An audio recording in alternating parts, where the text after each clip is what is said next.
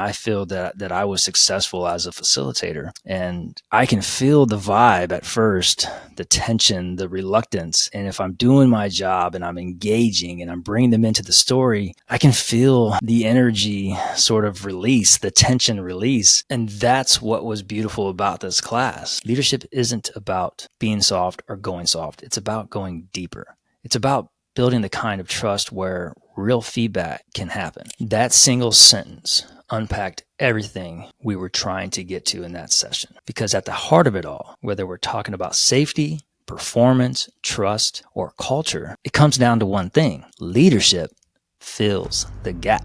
Do you ever feel like you are leading from a place that just isn't you?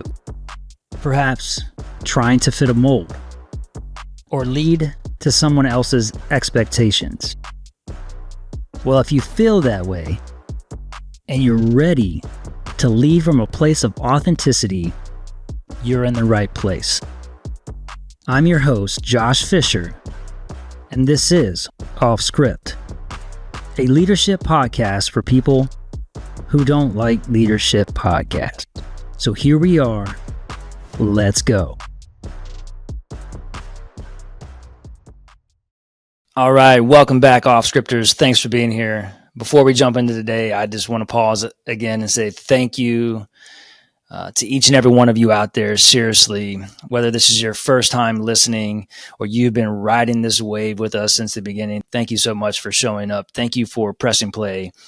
Thank you for being a part of this conversation that is not always easy, but it's always real. I can promise you that. If you're new here, this is your first time listening or watching, OffScript is a leadership podcast for what I'm saying for people who don't like leadership podcast. It's not polished. It's not high gloss. It's not a playbook.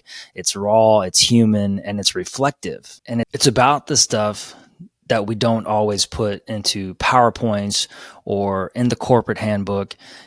It's about what happens when leadership stops being about policy and starts being about people. If this show resonates with you, please, even just a little bit, I would love for you to take a moment to subscribe, to leave a review, or to share this episode with just one person that you think can benefit from hearing it. Maybe it's a peer, maybe it's a boss, maybe it's someone who is potentially carrying a lot and just needs a reminder that they're not alone in this journey. And if you're ready to go a little bit deeper with this work and you want to be an active participant, please check the show notes below for the OffScript journal. It's no fluff, no fillers, just a real reflective space that real leaders can do the hard work of showing up better for themselves and for their people. And again, help support the podcast by liking, sharing, and potentially, and yeah, your support goes a long way. So I would be very grateful. And so before we get into it, if you're watching this, you may realize and notice that my background is a little bit different, doesn't have all the shades of blues and reds in my salt lamp. I'm actually in a hotel this week. I'm doing some work travel, and I had a totally different episode in mind. And I started taking notes for a different episode and started getting my ideas and thoughts down. But through this workshop, something else came up that I really felt the pull to explore. And so there's a lot of learning lessons with traveling and doing a podcast. One, I'll go back to the 7 Ps. It's the prior proper planning prevents piss poor performance. Don't have my background. I have a very sort of ad hoc, hasty setup here, but I'm trying to maintain consistency and get this stuff out there. So I'm doing my best. If you're watching this, the visuals aren't really there. Hopefully you forgive me on that, but the visuals aren't really there, but hopefully the message is, and the message resonates. So today's episode is really what I'm calling, it's bridging the gap, not with more rules, not with more policy, but with something deeper, something ancient even, something that we've forgotten about in a world full of compliance and checklist and admin overload. And this comes from a workshop that I just facilitated not too long ago. And it just hit me, because what unfolded in that room was beautiful. For anybody who's ever facilitated a workshop, especially for folks that were voluntold to go, can be a little challenging at first. And the goal is to teach, to facilitate, to educate, but more importantly, the goal is to coach and to mentor and to get them truly invested. And if I'm able to do that throughout a workshop, then I feel that I was successful as a facilitator. And I can feel the vibe at first, the tension, the reluctance. And if I'm doing my job and I'm engaging and I'm bringing them into the story, I can feel the energy sort of release, the tension release. And that's what was beautiful about this class, because it was a room full of gritty, seasoned, rough around the edges leaders. Not the type of leaders that were wearing button downs and slacks, not fresh out of business school, not riding high after some corporate retreat. These leaders were boots on the ground, hands in the dirt kind of leaders. People were responsible for the safety of their teams, for the performance of their teams.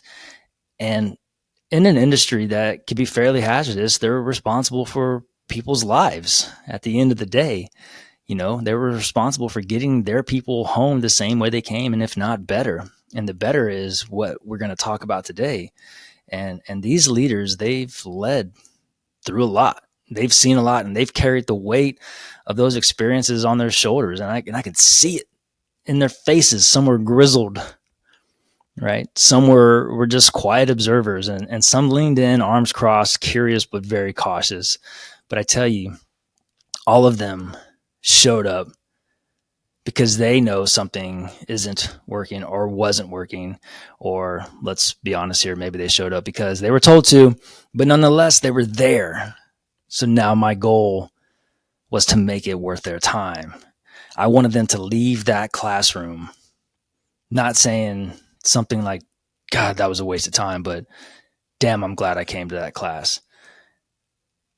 And that was the beauty of it, because that was the vibe at the end of the class, or at the end of the workshop. And the goal of that class was really to talk about leadership, but not leadership in the typical way as we normally think about leadership. Yes, there were things, fundamentals of leadership in the class, but I wanted to spin it a different way. And that's the whole premise of that class, is talking about leadership, but from a different lens, right? I wasn't there to hand out policy. I wasn't there to hand out more binders or create, more spreadsheets, right? We were there to peel back the layers of what leadership is at the foundational level. Because the truth is, when organizations start missing safety targets, right, when performance starts to dip, the reflex or the reaction is often the same. What do? They put out more policy, they put out more procedures, they put out more paperwork. And often it feels like control and it looks like structure, but in reality, it creates distance. More checklist, more admin, more distraction. Leaders spend more time staring at compliance logs than looking at their people in the eyes. And in that class, I can see it on their faces. They were tired. They weren't tired of the job, but they were tired of the system, the policy, the procedure, the requirements, the being inundated with checklists and forms, and spending hours trying to justify their work instead of doing it. And from the constant push for data while the human stories get lost in the noise. So when that leader asked, how do we bridge the gap? He wasn't just asking about performance. He was asking about meaning. He was asking about connection. He was asking about how to make leadership feel real again. And that's when we reach the heart of the conversation. That's when I can feel the energy shift. And that's when we reach the heart of the conversation. Not just what we do, but how we lead.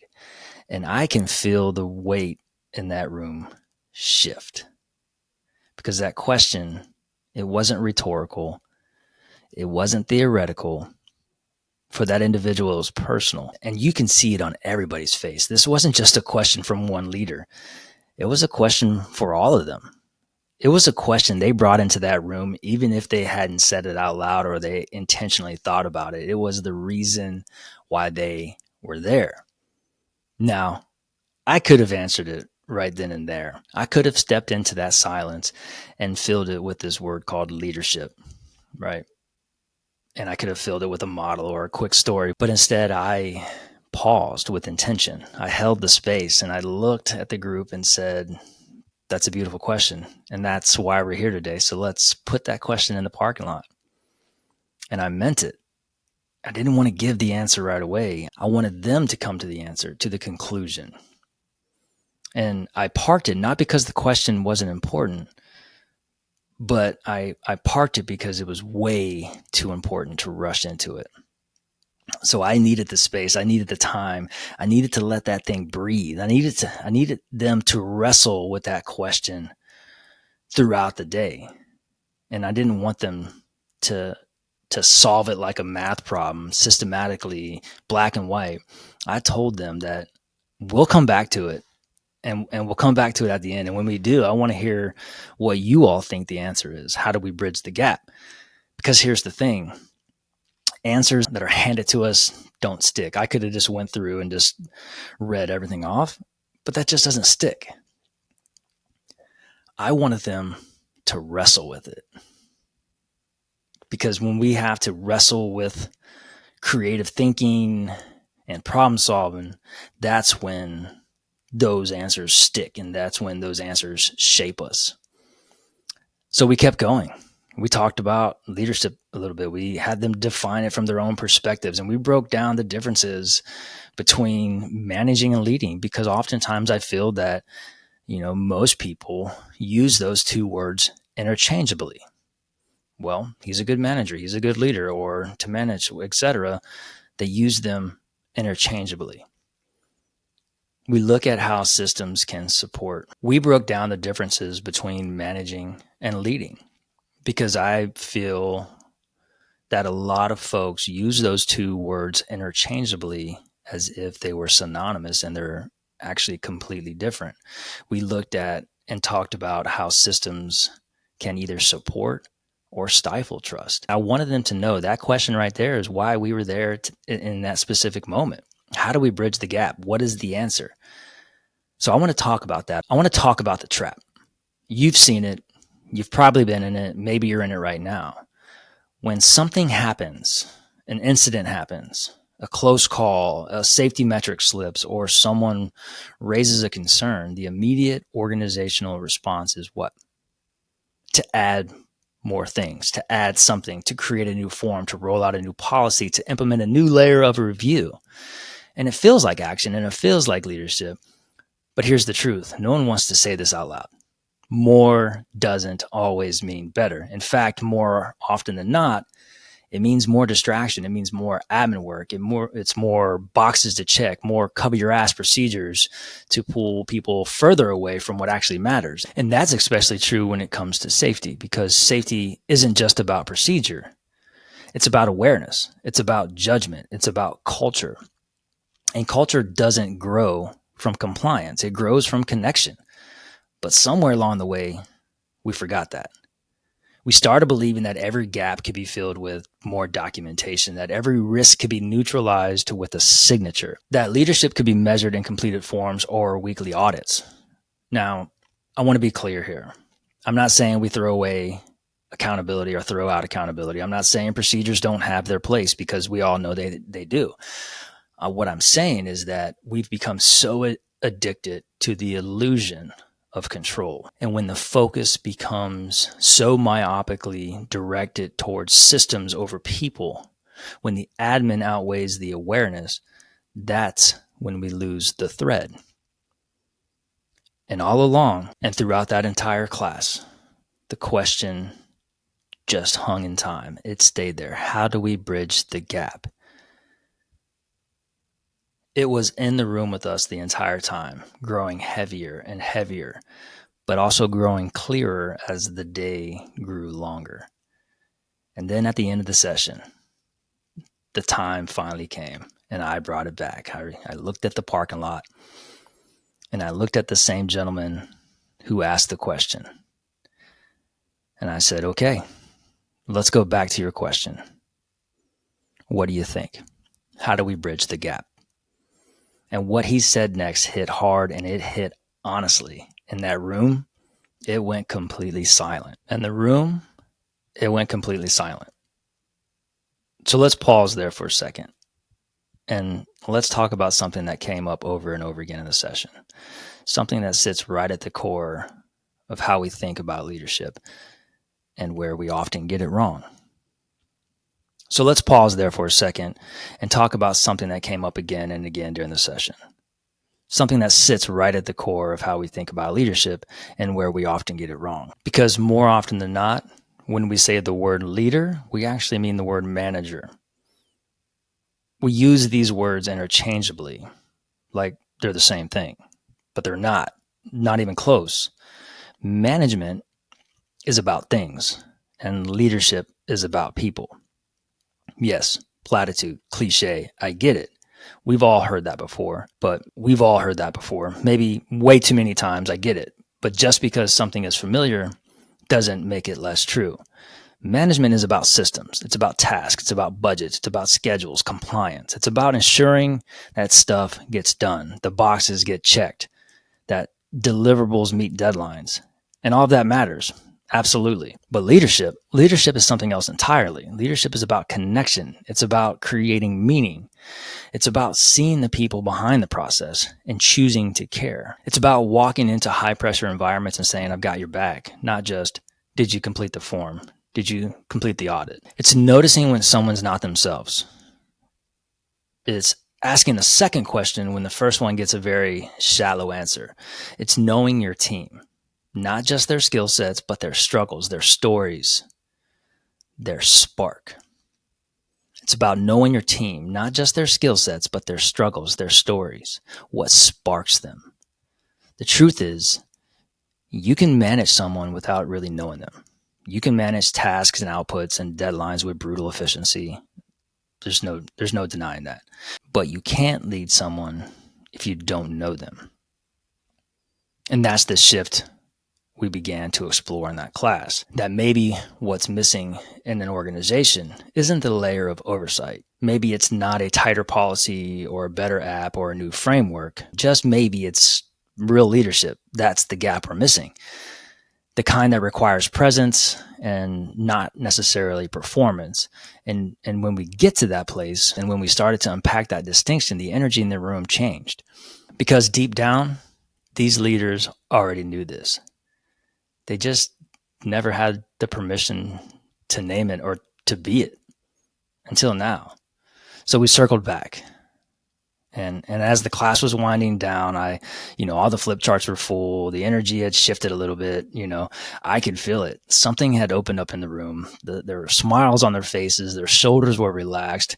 And then I turned to them and I asked that same participant, so we're here and you need to get there. So how do you bridge the gap? And I asked him with that intention, what do you think now? And after all we've discussed, how do we bridge it? He paused. No one said a word. Even the rustling of the paper stopped, and they were all just looking at him, and the room went completely still. And then he simply said, after a long pause of thinking, it's leadership, but not the kind of leadership we thought about before today.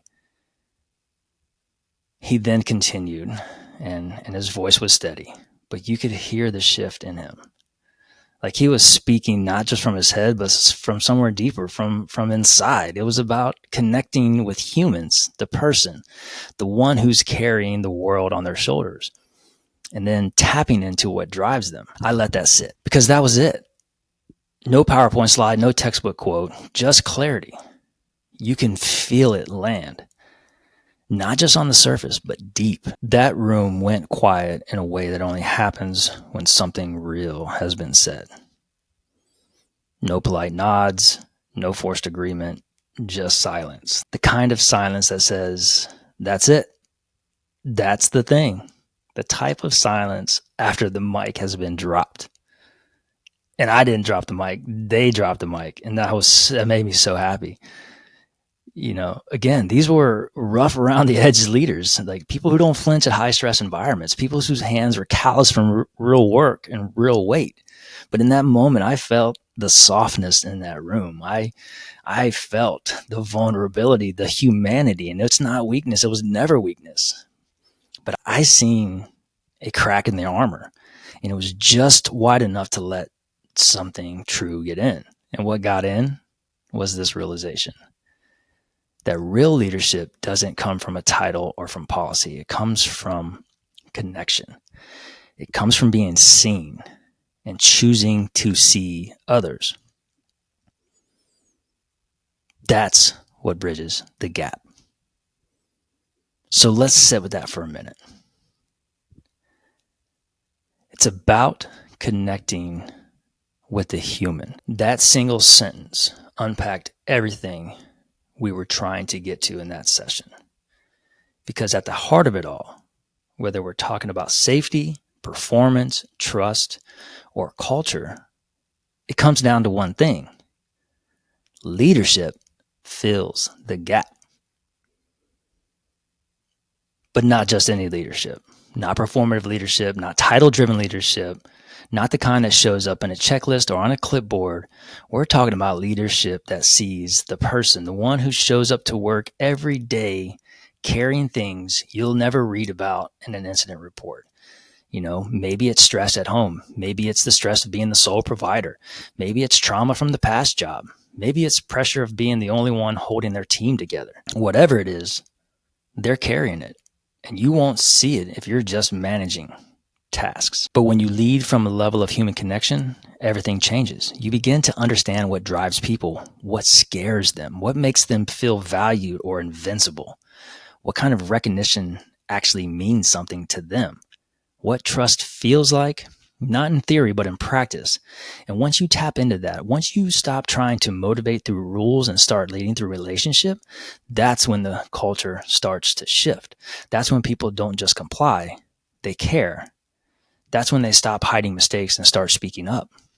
That's when safety stops being a check in the box and becomes a shared value. And that's when the team stops being a collection of roles and titles and starts becoming a tribe. Because that's survival at its core. It's tribalism. And tribes don't survive on policy. They survive on trust, on knowing someone has your back, not just in theory, but in the heat of the moment. So when you're asking how to bridge the gap between where you are and where you need to be, start with leadership that's human, not a chain of command. That's the shift. That's the work. And it's not optional. It's essential. So let's talk about what this actually looks like in practice. Because it's one thing to nod along and say, yeah, I get it. Leadership is about people. But how do you do that, especially in high pressure environments? Those environments where the demand is constant, where the risks are real and the admin never seems to stop piling up. Well, here's the truth. You're never going to eliminate that and pull that out of the system. There will still be reports. There still would be audits. You still have metrics to meet and procedures to follow. But what you can do, what you must do, is make sure that those things don't replace the human work of leadership. So let's break that down for a little bit. What is the human work of leadership? First, I would say it's start by showing up differently. When you walk on the floor or you're checking in with your team, don't just ask, hey, how's that task coming? Or how's that thing coming? Why don't you just ask, how are you doing? And mean it. And don't rush the answer. Just create a few moments of space for honesty, even 5 minutes. People can feel whether you're present or just checking the box. So just start simply by showing up differently. All right, next I would say ditch the script. That's right, ditch the scripts. Ditch the one-size-fits-all approach. We are not robots. Humans are not robots yet. Who knows in 15, 20 years with AI and everything else, but people are not robots. Humans are not robots. We don't respond to the same style of feedback, the same style of motivation, or the same style of support. We have to take the time to understand who our people are, what drives them, what matters to them outside of work. That context changes everything. Next, I would say be willing to go first. You want your team to trust you, to open up when something's wrong, to speak up before small issues become major safety risks or become major problems, then you have to lead with vulnerability. You have to own your own mistakes. You have to share what you're learning. And let them see you're human too, because real leadership isn't about being perfect. I've said this numerous times. It's about being real. It's about being human. It's about being perfectly imperfect and perfectly flawed. Okay. So next, and then and the other thing that I would say is protect connection over perfection. That's right. Protect connection over perfection. There will be days when the checklist is calling, when you're buried in meetings, when the last thing you want is another conversation. But in those moments, choose to connect. Even a 2-minute check-in can reinforce trust and remind your team that they're seen not just as workers, but as people. And then lastly, I would say build community and not compliance. I understand compliance is important. There's rules, laws, regulations. I get it. Build a community and not compliance. I said that over and over again because it's big. Safety thrives in environments where people watch out for each other, where they speak up, not out of fear, but out of care, where they feel like they belong and not just like they're being monitored. That kind of culture doesn't come from more rules. It comes from leadership that is invested in relationships. And here's the wild thing. When you lead this way, performance improves because people will go farther for a leader who sees them than for the one who just measures them. They'll own their part. They'll call things out. They'll innovate, not because they're forced to, but because they care. And that's how you start to bridge the gap. Not with another form, but with a moment of connection, day by day, conversation by conversation, person by person. So before we wrap up, I want to speak to something that often comes up when I have conversations like this. People will say, Josh, what about accountability? What if I connect too much and I lose authority? How do I balance empathy with performance? Well, I really don't want to bring too much personal into my professional world. Well, we don't want to bleed personal and professional. Well, here's the thing. What we're talking about here, this human connection leadership stuff, here's the thing. The stuff that we're talking about, leading through human connection, doesn't replace accountability. It doesn't replace, setting clear expectations or holding. Here's the thing. None of this replaces accountability. In fact, it strengthens it. Because when your people know that you see them, when they feel connected, when they feel supported and trusted, they don't shy away from responsibility. They don't shy away from holding each other accountable. They rise to it. Leadership isn't about being soft or going soft. It's about going deeper. It's about building the kind of trust where real feedback can happen, where you can say the hard thing and it's received because it's grounded in a relationship and it's grounded in trust. And yeah, it takes effort and it takes more effort, but it also produces meaningful results. So when you stop managing compliance and start creating commitment, that is where the real success in leadership happens. And that is where the magic happens. So as we close out today, I want to leave you with this. This is your journal prompt for the day. I want you to think of someone on your team, someone who you rarely connect with.